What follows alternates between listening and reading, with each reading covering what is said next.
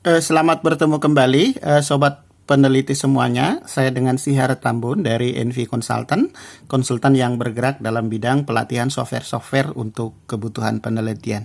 Nah, saudara-saudara, pada video sebelumnya yang membahas tentang model-model dari variabel intervening dan moderating, ada komentar dari permintaan supaya membuat contohnya secara sederhana dari kedua model tersebut. Untuk video yang ini saya buat untuk contoh intervening dulu Bapak Ibu ya. Nah, ini dia model yang kemarin yang kita bahas, salah satunya menggunakan intervening. Jadi dari model ini Bapak Ibu ada dua variabel independen, yaitu X1 dan juga X2. Kemudian ada intervening atau variabel mediasi, yaitu Y1. Kemudian ada variabel dependennya, dalam hal ini adalah Y2. Nah, kemarin kita sudah bahas Bapak Ibu. Jadi kalau model hipotesisnya begini, ini bisa 5, bisa 7. Kalau misalnya kita menggunakan software seperti SPSS, maka hipotesis yang bisa diolah itu hanya pengaruh langsung. Sedangkan pengaruh tidak langsung, itu hipotesis tidak bisa dijawab, signifikan atau tidak, tapi bisa dihitung koefisiennya. Koefisien pengaruhnya dengan mengalihkan antar koefisien di sini. Antar koefisien pengaruh tidak langsung dikalikan, maka biasanya dibandingkan dengan pengaruh langsung Bapak Ibu, tapi bukan hipotesis. Nah, tetapi untuk software-software yang terbaru seperti SmartPLS 3 misalnya ya, kemudian pakai LISREL atau pakai Stata, itu untuk pengaruh tidak langsungnya bisa diuji tingkat signifikansinya. Jadi untuk model seperti ini bisa dengan 7 hipotesis Bapak Ibu ya. Nah, coba untuk yang pertama ini saya contohkan misalnya dengan menggunakan SmartPLS 3.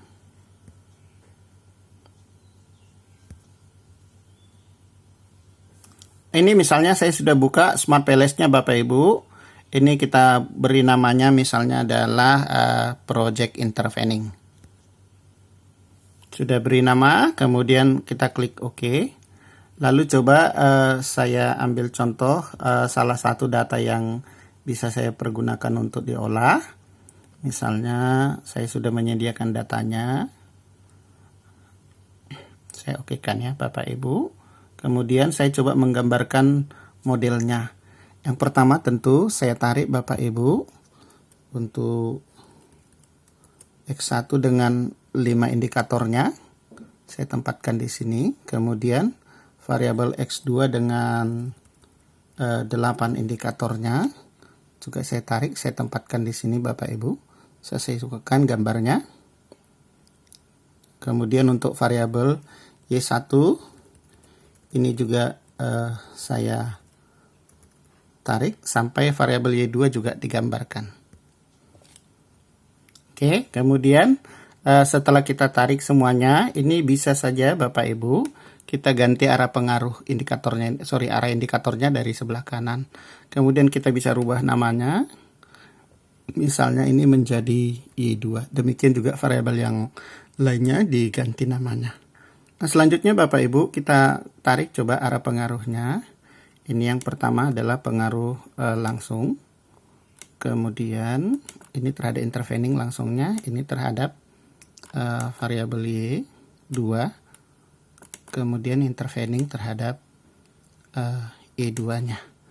Nah, kemudian Bapak Ibu coba kita olah datanya. Pertama kita lakukan uji validitas dan uji reliabilitas. Tentu Bapak Ibu sudah tahu apa itu uji validitas dan uji reliabilitas. Uji validitas itu adalah untuk uji keabsahan pertanyaan yang dibuat, valid atau tidak mewakili setiap variabel yang ada. Nah, sedangkan uji reliabilitas adalah uji konsistensi Bapak Ibu. Nah, perhatikan hasil ini Bapak Ibu. Ini gambarnya secara untuk gambar modelnya yang sudah uji validitas.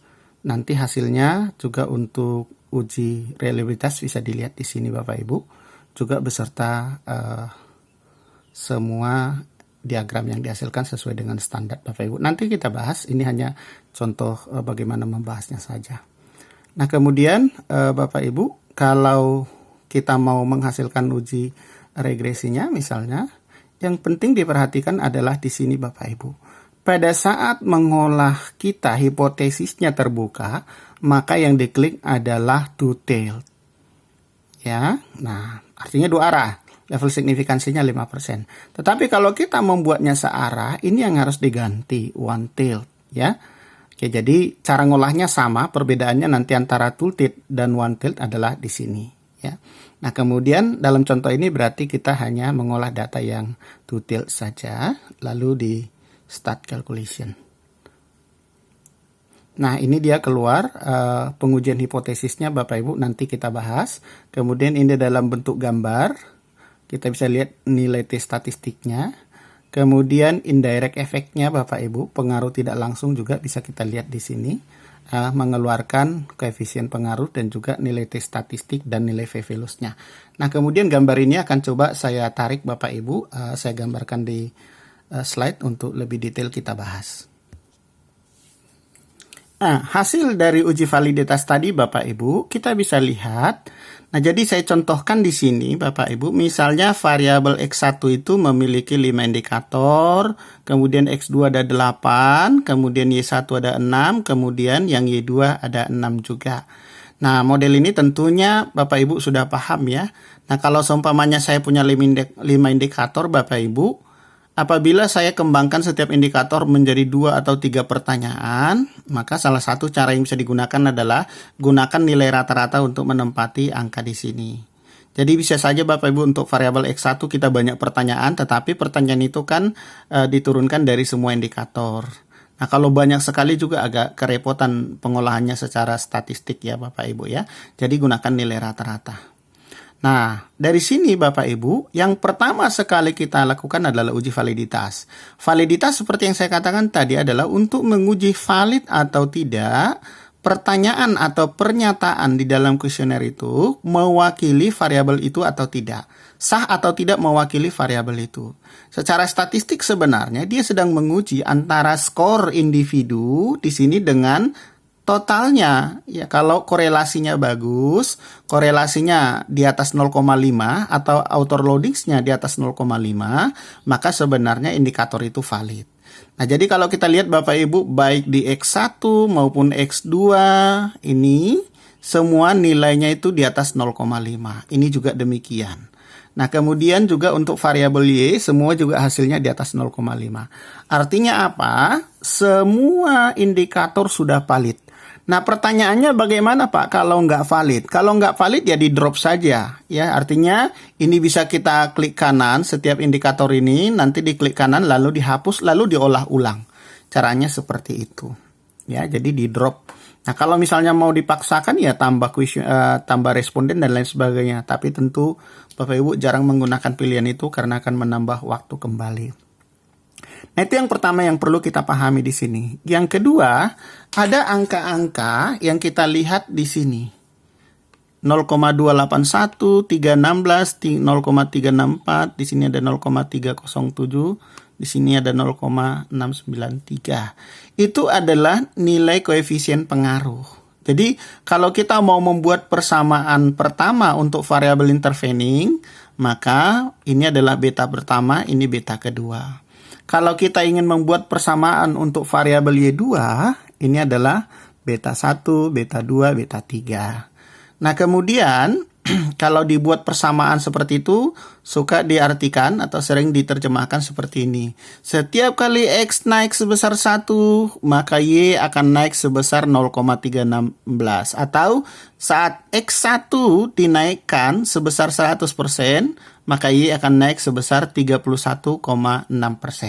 Kira-kira seperti itu artinya. Demikian juga untuk variabel X2 dan juga Y1 pengaruhnya terhadap Y2.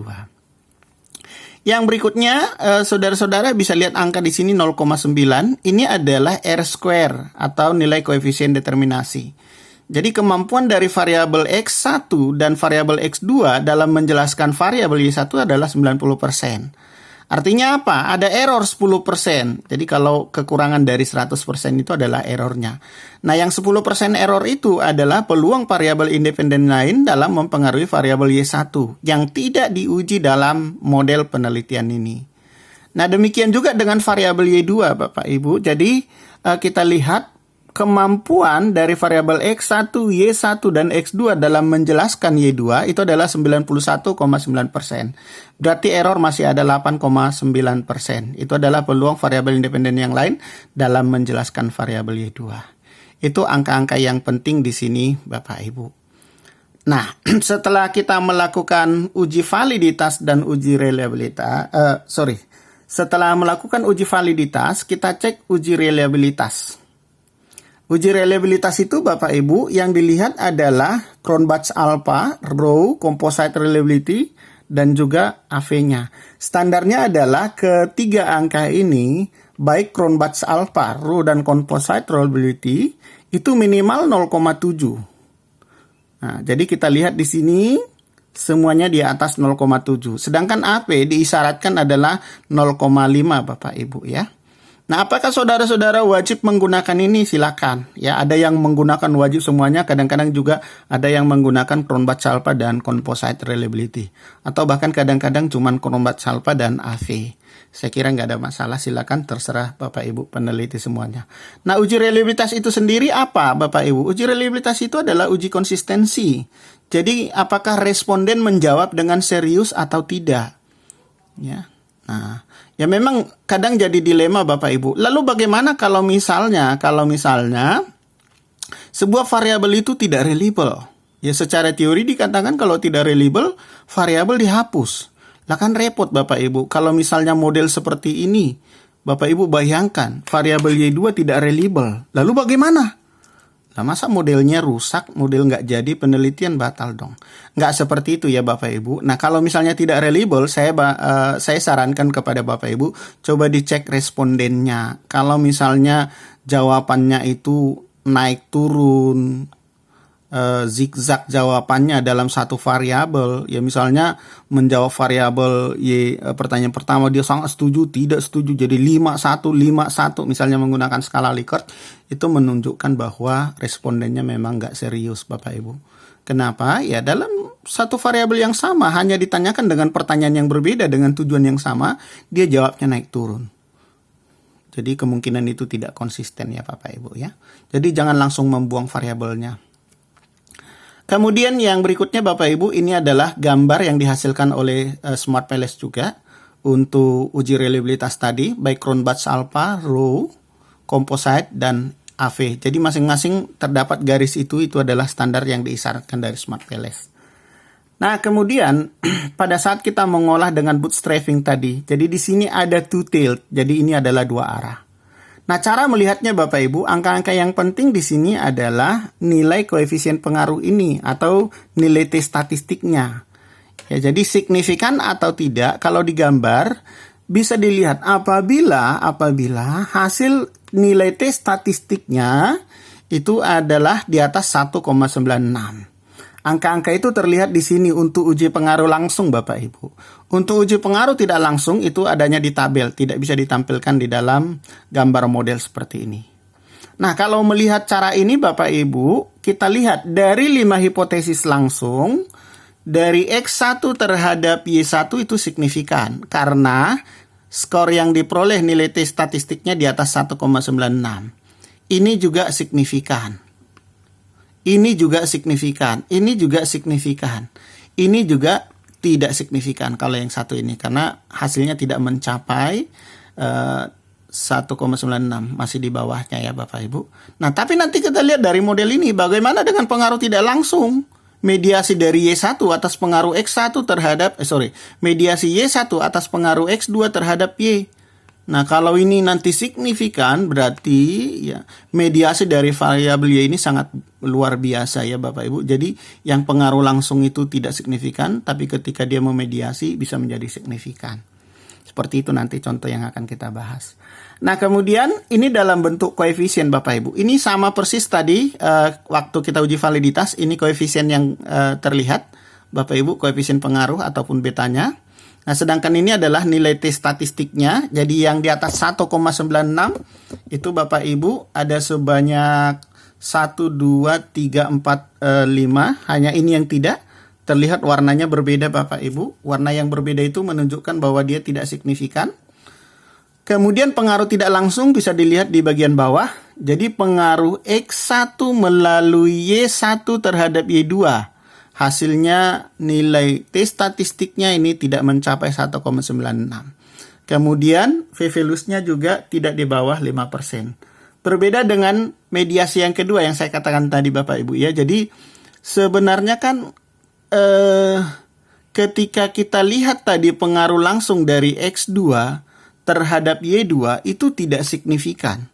Tapi ketika lihat pengaruh tidak langsung mediasi dari Y1 atas pengaruh X2 terhadap Y2, itu hasilnya menjadi signifikan. Ya. Nah, jadi bagaimana menjelaskan seperti ini Bapak Ibu? Ini yang saya katakan tadi, berarti posisi dari variabel intervening itu sangat penting. Posisi dari variabel intervening itu sangat sentral. Kenapa? Ini sangat penting Bapak Ibu. Bayangkan ya, pengaruh langsungnya tidak signifikan, pengaruh tidak langsungnya signifikan. Nah, ini berarti Bapak Ibu, kita harus kalau mau diambil keputusan misalnya keputusan strategis oleh manajemen dalam pengambilan keputusan. Ketika strategi nomor 2 tidak mencapai kinerja, sementara strategi nomor 1 mencapai kinerja, ternyata dengan adanya misalnya, ya ini saya katakanlah strategi yang ketiga, ternyata itu mampu membuat X2-nya signifikan. Nah, kalau variabel mediasi itu Bapak Ibu dikenal juga dengan nama variabel perantara. Jadi, kalau X2 mau mempengaruhi Y2 itu harus melalui Y1. Jadi tidak bisa berdiri sendiri, dia harus menggunakan perantara Y1. Nah, apakah berbeda hasilnya dengan yang one tilt Bapak Ibu? Jadi kita cek.